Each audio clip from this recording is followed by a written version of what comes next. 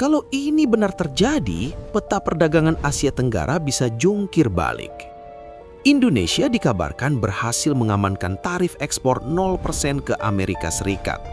Artinya, produk seperti sawit, kopi, kakao, tekstil, sepatu, hingga komponen elektronik bisa masuk pasar AS tanpa beban pajak tambahan.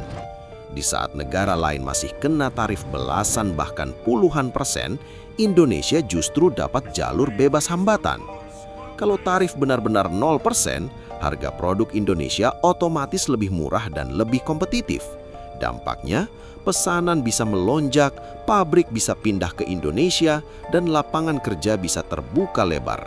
Sawit makin mendominasi, tekstil dan alas kaki bisa banjir order. Tapi pertanyaannya, apakah semudah itu? Dalam politik dagang global, tidak ada yang benar-benar gratis. Jika satu pihak terlihat sangat diuntungkan, biasanya ada kepentingan besar yang sedang dimainkan di belakang layar. Apakah ini murni kemenangan ekonomi atau bagian dari strategi geopolitik yang lebih besar? Kalian tahu sendiri kan Amerika liciknya bagaimana?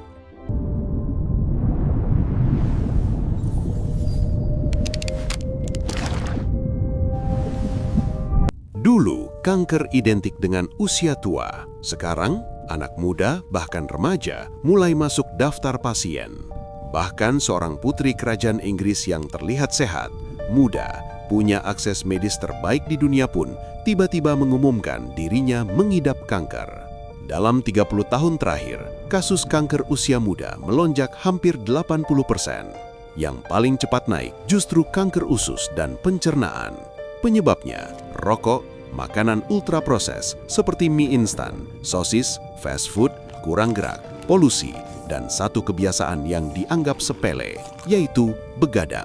Tubuh manusia punya jam biologis. Saat kita terus memaksa tubuh terjaga malam demi kerja, scroll HP, atau hiburan tanpa henti, sistem perbaikan sel terganggu. Sel rusak yang seharusnya diperbaiki malah dibiarkan berkembang, dan disitulah kanker mulai tumbuh diam-diam. Yang lebih mengejutkan, kasus kanker usus pada anak usia 10 hingga 14 tahun naik hingga 5 kali lipat. Bahkan ada jenis kanker kelamin yang muncul karena hal sederhana, yaitu tidak sunat. Tapi banyak orang terlambat memeriksakan diri karena malu. Ironisnya, dunia modern menjual kemudahan, makanan cepat, hidup cepat, hiburan tanpa batas. Tapi di balik kenyamanan itu, tubuh manusia membayar harga mahal. Pertanyaannya sekarang, apakah kita benar-benar hidup lebih maju? Semua serba instan, makanan instan, fast food, gaming berlebihan, jarang olahraga, banyak rebahan. Tinggal menunggu giliranmu, waktunya kapan?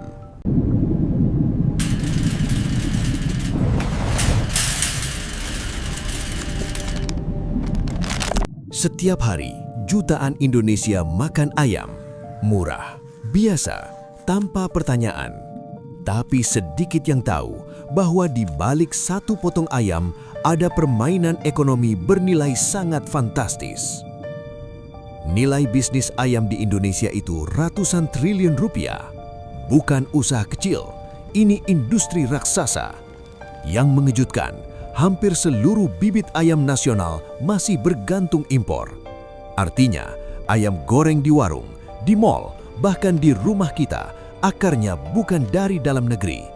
Kalau suplai bibit berhenti, produksi ayam Indonesia bisa langsung macet. Peternak kecil sering terjebak sistem tertutup.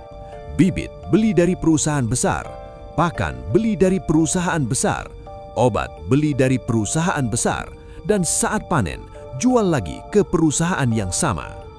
Siapa yang benar-benar untung? Sekarang ada investasi 20 triliun rupiah untuk membangun industri ayam dari hulu sampai hilir. Targetnya satu, putus ketergantungan impor dan kuasai bisnis protein rakyat sendiri. Karena dalam geopolitik modern, kekuatan negara tidak lagi hanya ditentukan oleh senjata atau energi, tetapi oleh siapa yang menguasai pangan. Kalau protein rakyat dikuasai sendiri, negara kuat.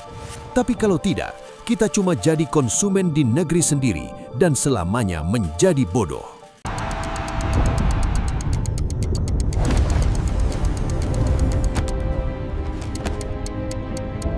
Kalau ada yang kuliah ke luar negeri pakai uang pajak rakyat, tapi setelah sukses justru bilang, cukup saya saja jadi warga Indonesia, anak saya jangan. Kontroversi besar muncul setelah sebuah video viral menunjukkan seseorang merayakan anaknya resmi menjadi warga negara asing. Kalimat yang dianggap merendahkan status WNI langsung memicu kemarahan publik. Netizen kemudian menelusuri masa lalu. Ternyata pasangan ini pernah menempuh pendidikan luar negeri menggunakan beasiswa negara, program yang dananya berasal dari pajak masyarakat Indonesia. Aturan beasiswa mewajibkan penerima kembali dan mengabdi di Indonesia. Namun muncul dugaan ada yang langsung berkarir di luar negeri tanpa memenuhi kewajiban tersebut. Situasi makin panas ketika publik menemukan narasi hidup tanpa privilege yang ternyata bertolak belakang dengan latar belakang keluarga elit pemerintahan. Pihak berwenang akhirnya turun tangan. Investigasi dilakukan, kemungkinan pengembalian dana miliaran rupiah pun mencuat. Permintaan maaf muncul, tapi bagi banyak orang itu terasa terlambat. Banyak yang mulai bertanya, apakah program beasiswa negara diam-diam menjadi jalur brain drain di mana talenta terbaik dibiayai rakyat, tapi justru berkontribusi untuk negara lain? Atau memang negara kita saja yang tidak bisa menghormati dan memanfaatkan orang pintar? Silakan kalian simpulkan sendiri.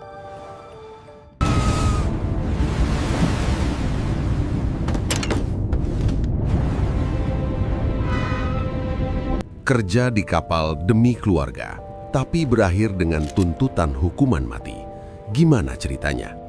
Seorang ABK asal Medan menerima pekerjaan di kapal asing dengan janji gaji puluhan juta rupiah. Baru beberapa hari bekerja, kapal di tengah laut menerima puluhan kardus misterius dari kapal lain. Saat bertanya, ia hanya diberi jawaban, itu uang dan emas. Sebagai pekerja mesin, ia tidak punya wewenang memeriksa muatan. Tanggal 21 Mei 2025, aparat Indonesia menghentikan kapal tersebut. Hasilnya mengejutkan. 67 kardus berisi hampir 2 ton sabu ditemukan tersamarkan dalam kemasan teh Cina. Seluruh awak kapal ditangkap. Yang menjadi sorotan, ia belum menerima gaji, tidak ikut proses pemuatan, dan tidak memegang barang. Namun dalam persidangan 2026, jaksa justru menuntutnya dengan hukuman mati. Sementara itu, pengendali utama jaringan disebut berasal dari sindikat internasional, termasuk nama Dewi Astutik yang diduga terhubung jaringan Afrika dan seorang pria bernama Jackie Tan. Hingga persidangan berlangsung, status hukum keduanya belum jelas di pengadilan Indonesia dan diduga masih berada di luar jangkauan aparat. Pertanyaan publik pun muncul, kenapa pekerja level bawah sudah dituntut mati, sementara dalang besar jaringan narkoba belum benar-benar diadili? Jika hukum hanya berhenti pada orang yang paling mudah ditangkap, maka ini bukan sekadar kasus narkoba, tapi potret bagaimana pemain besar tetap aman, sementara yang kecil menanggung semua perbuatan mereka.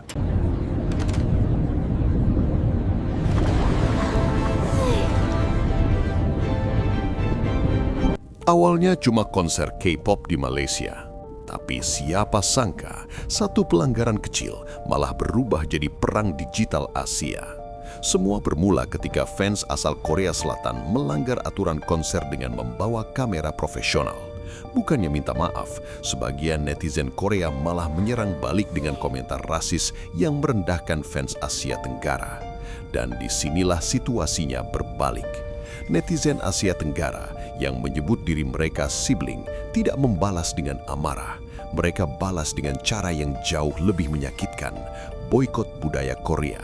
Mulai dari K-drama, K-pop, sampai produk bisnis Korea ikut diserukan untuk diboikot. Bahkan netizen Indonesia melakukan aksi digital besar-besaran dengan memberi rating bintang 1 pada destinasi wisata Korea Selatan di berbagai platform ulasan perjalanan.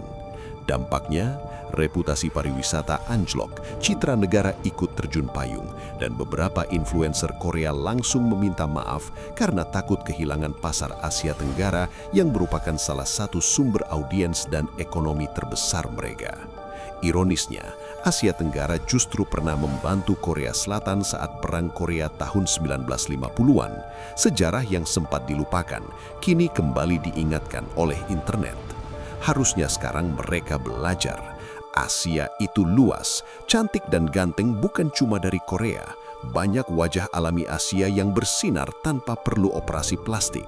Sementara di Korea, standar visual sering dibantu oleh plastik di wajah mereka. Apalagi di era digital ini, dengan tangan netizen, satu komentar rasis bisa berubah jadi kerugian suatu kelompok, bahkan kerugian bagi negara.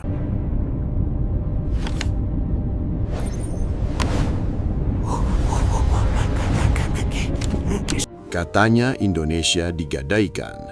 Katanya dipaksa impor ratusan triliun dari Amerika. Tapi, bagaimana kalau justru ini permainan dagang yang jarang disadari publik? Kesepakatan dagang Indonesia-Amerika sebenarnya bukan sekadar soal impor besar. Indonesia mendapat tarif ekspor lebih rendah dibanding banyak negara pesaing. Artinya, produk Indonesia jadi lebih murah masuk pasar Amerika. Soal impor energi seperti LPG dan BBM, Indonesia memang sudah lama impor dari luar negeri. Bedanya sekarang, sumbernya dialihkan langsung ke Amerika, bukan lagi lewat negara perantara. Pembelian puluhan pesawat juga bukan keputusan mendadak. Maskapai Indonesia memang butuh menambah dan mengganti armada untuk beberapa tahun ke depan. Jadi angka triliunan itu bukan uang hilang, melainkan transaksi dagang yang memang akan tetap terjadi. Indonesia rugi atau untung, dan siapa yang sebenarnya kehilangan pengaruh ketika jalur impor berubah?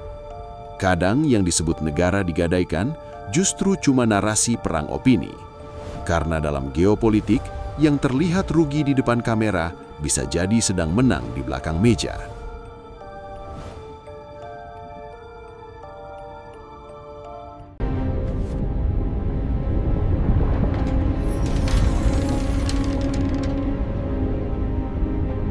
Katanya, garda terdepan pembela Palestina, tapi kok pemerintah kita malah asyik gabung ke circle yang isinya pro penjajah.